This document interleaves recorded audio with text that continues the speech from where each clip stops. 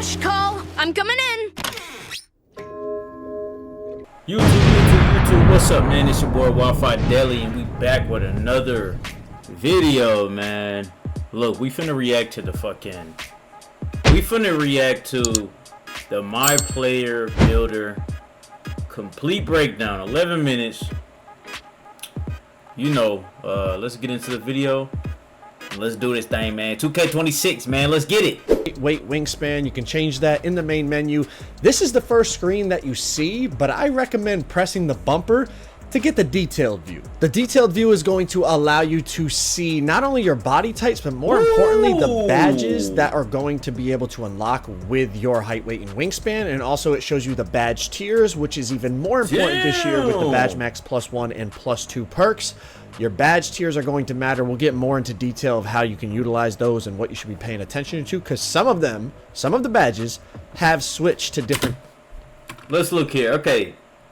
So this is a small forward, 6'8", 6'11" wingspan, 218 pounds, which I'm guessing is the lightest you can go pretty much. Let's see. So you got an 86 speed at 6'8". And this is on a small forward, bro. Ball handle is 86, speed with ball 78. I think that's pretty much how it was last year. He's a 218 pounds with a 90 strength. Okay. And then he can get an 86 3-point shot. Now, that is with pretty much one of the lowest wingspans. But, you know what I'm saying? Okay. Tiers at certain heights than last year, so it's not all the same. That hold on. Oh, he was just on 6'8" again. Let me see the badges down here, though, man. Gold interceptor. Where's quick launch? Where's the playmaking? You don't get no playmaking badges? Oh, we got handles for days on silver. And quick launch on fucking silver. But navigating these menus was a little clunky at first. There's so many things to expand and change tabs and stuff like that. You kind of get used to it after a little while, but right off the bat, it's going to be a little confusing. So when you press triangle, you're going to bring up this menu here that has badges, takeovers, and then build by badges. But when you're over the badges tab, if you press square, that's going to expand it and give you the badge layout of Tier 1, Tier 2, and as you upgrade your attributes, then you could see which badges are being upgraded. You know, pretty much the standard stuff that we're used to from 2K25, but you gotta kind of open all those tabs to be able to see it. But once you get those tabs open, as you put the attributes up, you see the badges, yada, yada, yada. Let's move on to 3-point thresholds, and these have changed. Taller builds can get higher 3-point ratings, but let's go through it. So the tallest you can be to get Legend Limitless is still 6'5". The tallest you can be to get Gold Limitless is still 6'6". But after that, you can get Silver Limitless on every single height in the game. Yes, a 7'4" center can get Silver Limitless, and then you start thinking Badge Max +2, Hall of Fame Limitless. Y'all see where we're going with this. But, so the taller builds can get the higher 3 balls. Also, when we start to look at takeovers, that's going to affect what the tall builds can get takeover-wise. And pretty much a 7'1" can get a 93-point rating, which, as you're going to see in a second, unlocks Deep Bomber. 7'2", 7'3", 7'4" get 89 3 balls, so that doesn't unlock Deep Bomber. But 7'1s, you can have a 7'1" minimum wingspan with Deep Bomber. Pretty crazy. Let's keep going. Wingspans have changed. The max wingspan... 7'10" wingspan? Oh my god! 7'10" is crazy, I'm not gonna lie. And you can get a 76 3-pointer at 7'10". Nigga, you're gonna be unguardable. You're gonna be a spot-up shooter. A spot-up motherfucking dead-eye shooter, nigga. 7'10" is 6 inches above your player's height. That is from the shortest to the tallest player. It is universal. I know last year, like 7'1" got like an extra 2 inches compared to 7 foot. Everything goes up by 1 inch. It's 6 inches above the height of your player. Also, the 3-point thresholds have gone up for max wingspan players, probably partly due to the fact that wingspans are a little smaller now, but I think it's also just higher 3-point ratings for... Also, the 3-point thresholds have... Hold on. Inches above the height of your player. Only a 7 for 6'7", a max wingspan is 7'1". I think for 6'8" it's 7'4". So damn, it's gonna be pretty much like last year, where if you're a 6'8" guard, you're gonna have less than an 83-point shot. Which is, I mean, look, man, I'm not gonna lie, I don't know. Also, the 3-point thresholds have gone up for max wingspan players, probably partly due to the fact that wingspans are a little smaller now, but I think it's also just higher 3-point ratings for taller builds and stuff like that. Takeovers. As I said, you can get Deep Bomber on a 7-1.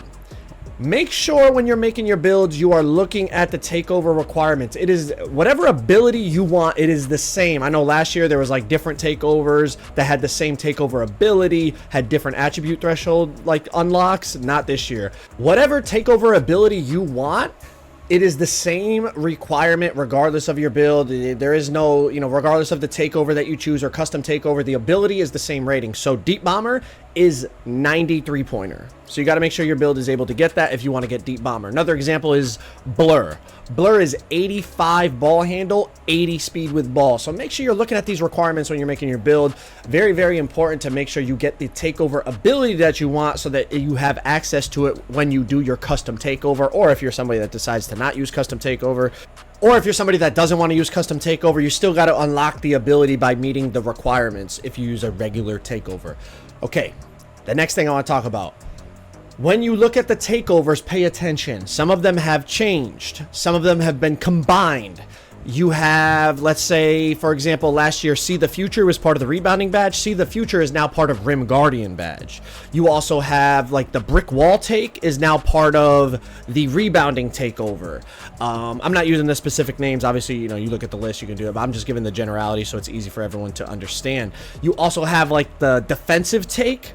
It's a combination of both. It boosts your bumps on the ball and your steals this year. So they combine some of the takeovers. Some of them stayed the same, like Deep Bomber is still Deep Bomber, Blur is still Blur, and the layup one is still the layup one.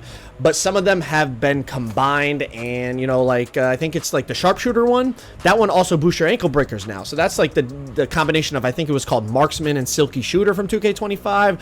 So make sure you're paying attention to the takeovers because the abilities have changed. Some of them have like new names and stuff, but I'm talking more specifically about what they actually do for you. Make sure you're paying attention to it so that you get what you want, because if you just go based off last year, there's a good chance that you're gonna mess it up. But I'm gonna scroll down the list here and you guys can look at it if you want to pause the video and read some of the descriptions and really analyze the attributes and stuff like that. But pretty much we'll scroll to the bottom of the list so at least you can just see all the takeover options. But if you're like me, I'm pretty much just worried about the abilities because I'm going to be unlocking that custom takeover, and then I'm going to be putting up the attributes that I want to put up while getting the ability that I want. I know for maybe some more casual players that's probably like a little bit tedious and maybe you don't even want to have to worry about that. I know for everybody out there that's like more of a a sweaty player, or not even sweaty, but just you play 2K a lot, you're going to want to do the custom takeover to boost the attributes that you want and then get the ability that you want. But like I said, make sure you're paying attention to the ability unlocks because they are different from last year.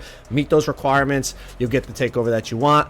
Let's keep it moving. Next up, let's talk about the new feature. They talked about the animation glossary. Now, I know this probably doesn't sound important right off the rip, especially for the more knowledgeable players, but trust me, it is valuable. A lot of dribble move and dunk move requirements have changed. So when you're in here, I definitely recommend using it, at least until you memorize. Well, maybe you don't memorize them. I usually end up memorizing them, but that's a topic for another day. But I would definitely recommend using this. You could scroll through and see, like I said, dribble moves, dunk move, everything that you want, all the requirements for it, and a lot of it has changed. Something I noticed too is it seems like, and this could be inaccurate, but from what I saw, players' dribble moves all have the same requirement. So it's not like, let's say you want Kobe's escape. Kobe's escape, Kobe's crossover, Kobe's behind the back, Kobe's hezzy. Everything has the same ball handle requirement for each player. There's not like a different requirement for his escape and then his behind the back. From what I saw, everything was the same requirement for each player. All the Durant SIGs were all the same ball handle requirements. Now check this out. A very important small detail here that they changed this year, and I noticed this scrolling through the animation glossary. standing dunk requirements, although the rating is the same, you have to be 6'5" now. So 6'4" and under cannot equip standing dunks. That's a big change. Damn, y'all 6'5" and under, y'all can't even stand and dunk, dog. Sheesh. Those 6'4" locks cutting out the corner, you know, getting those quick standing dunks. Small guards being able to get to the dead zone and then go up with that standing dunk cheese. I mean, if you can't equip standing dunks, it's going to be much more. You could probably still trigger an animation here or there, but it's not nearly going to be as consistent as it was in past games. So I feel like that is a small detail that's going to have a big impact, especially in competitive gameplay. 6'5" and up to get standing dunks in 2K26. Now let's talk about badge thresholds. A lot of the badge threshold requirements are the same, but there were some small changes, so just pay attention as you're making your builds. You don't want to miss one by just a couple attributes. And any badge requirement that had 3 attributes tied to it, for example, box out beast, last year it was offensive or defensive rebound plus strength. This year they dropped all those 3 requirement ones down to 2. So now box out beast is just offensive or defensive rebound. There's no strength involved. So pay attention as you're making. Like I said, you're going to notice a lot of the requirements are the same. So it kind of helps streamline the build making process because a lot of us have those thresholds already ingrained in our head from last year. But definitely just take a second look to make sure you're not missing anything. Because like I said, sometimes it is tweaked and you could probably save attributes somewhere because you don't need certain, like you know, if you want just gold box out beast, you just need 85 rebound, offensive or defensive. You don't need to put your strength up to whatever the requirement was last year. So just pay attention as you do things. I remember Versatile Visionary, they dropped the requirement for that. I think it's like 70 for bronze and 78 for silver now. So definitely pay attention as you're looking at the badge requirements. But let's talk about badge tiers. These are really, really important, as we talked about quickly earlier, because of the badge max +1 and +2. You know, you get 1 each in the tier 1, 1 each in the tier 2, plus your build specialization, a whole lot of stuff going on with the badges. So pay attention to the badge tiers. Some things have changed as you flicker between, you know, different heights. You'll see on the bottom badges. Bro still ain't went to shooting guard yet, and that's what I want to be for 2K26, man. Is a shooting guard. Switch from tier 1 to tier 2 based on height. A major change that I noticed was now 6'8" players, lightning launches in the tier 2 category. So you could use your tier 2 badge max +2 on lightning launch and put it from silver to Hoff on a 6'8" player. So that is really important.